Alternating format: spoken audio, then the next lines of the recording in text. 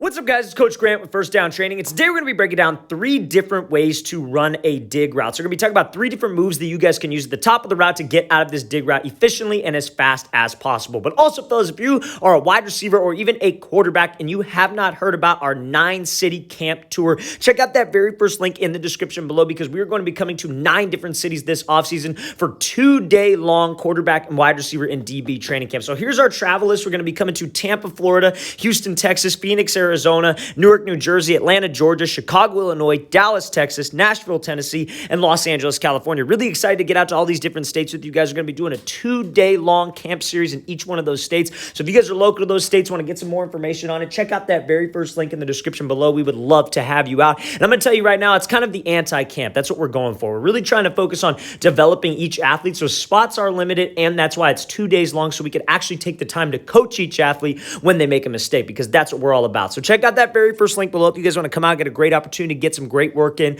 Let's get started with this video. So first route here, first way to run a dig route is going to be off of a speed cut, okay? So now I'm going to tell you this right now before we get into this video. There's a million different ways to run a dig route, but these are the three most common ways that I see and that I teach my receivers and that I see the most benefit from them with, right? So it all comes down to this. Like, everybody's like, oh, well, when should I use this? When should I do this move? When should I do that move? And it all depends on 3 specific things. It depends on timing of the play, the offense that you're in, and how the DB is playing you. Because again, if it's zone coverage, the quarterback just needs you to a spot, right? So it's maybe not as important to do a move at the top of the break. If it's man coverage and you restack the defender, it's probably more important to do a move at the top of the route. And then again, depending on the offense, depending how your coach likes the route to be run, that's how you would want to structure your dig route. So the advice I can give to you with those 3 specific things that I just listed is that you got to understand how to run them all. You want to be a renaissance man. You want to have a million different tools in your belt, but when you get into your offense, you're prepared to run every single one. You don't want to have a million different things on your mind during a game, but you want to be able to know how to do the skills because you never know what situation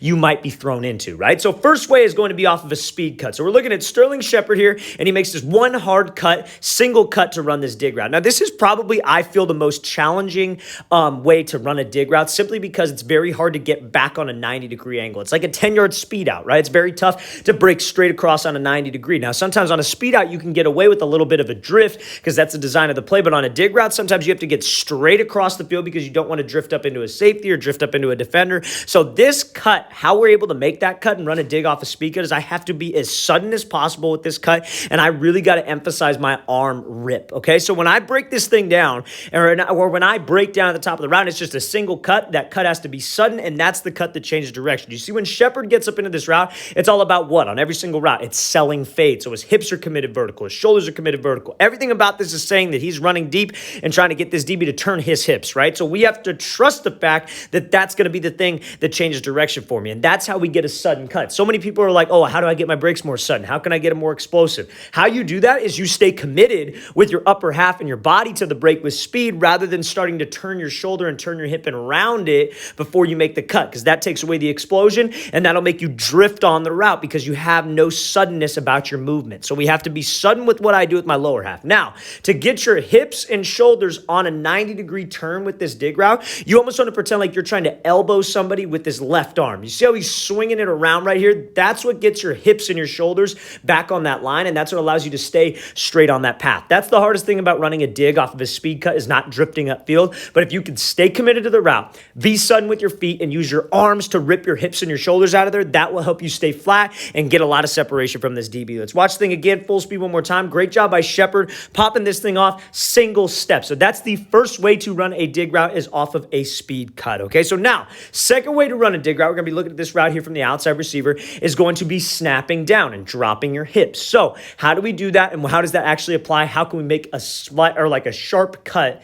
when I have to drop my hips on a dig route, okay? So let's watch this full speed. So he takes the outside release on this thing, drops those hips violently, and is able to go right down that 30-yard line. This is textbook in terms of like making a tight break. He doesn't drift up into the route. He doesn't drift away from the ball when it's coming. He's able to get straight down this line like there's an energy lane right here, and he has to shoot through the energy lane. So the second way, like I said, you snap down. You got to drop your hips. Now, the hardest part about a dig route when you drop your hips like this is guys want to pop up too quick because they're so concerned with getting out of the route. So what they'll do is they'll snap into the break like so, but they don't stay low. They'll snap super hard, and then they pop up right away, and that takes away your explosion. What you got to do to be able to make a tight cut, like you want to pretend like there's a cone right here, and you have to turn straight down this line and there's like a little bit of a lane that you have to run through. You can't drift past the lane. How we do that is when you get low with your hips, you drop violently, you have to stay low. So many guys will drop down like so, they'll snap just like this, and then they pop up. You want to stay low all the way through the break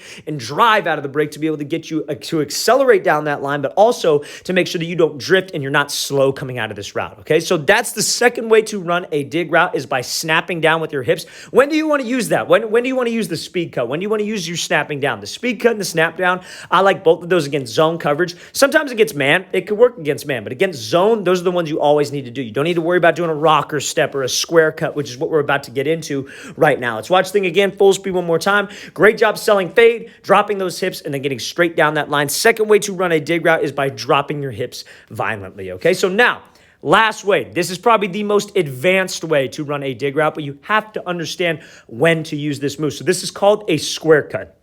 Before I play this clip full speed, I want to explain to you guys that this is a longer developing move. This takes time. There's tempo involved. So when do you think you want to use it? Do you want to use it in zone coverage? No, because it's drawn on the screen. Like, let's say there's a play concept where it's a dig, and then like maybe your slot receiver's running a pivot, and you're the outside guy right here. You're this outside guy. So this outside guy, you need to get to this window right here, because we're trying to read this flat defender. If he crashes with the whip, then the quarterback's got to put it right to that window. But if you're wasting all this time at the break point, and that quarterback's expecting you to be there, and you're not there, he's going to hold the ball, and he's eventually going to move on, right? So we got to just get into the route. That's when you want to use the first two. This route is more like a play where the quarterback is reading like something on this side of the field, and you have to get across the field. And you would want to work this like at the top of the break, because he's going from like 1 to 2 back to you 3. So it's a longer developing move, and you would only want to use it in off-man coverage. Now, good thing out of the slot, most of the time when you get to that second level on a route, which is what I mean by that is like past 8 yards, usually that ends up being man coverage, like off man with that safety. So that's when we can use this. So a square cut is a 4-step movement. Let's watch it full speed. So it's 1, 2, 3, 4.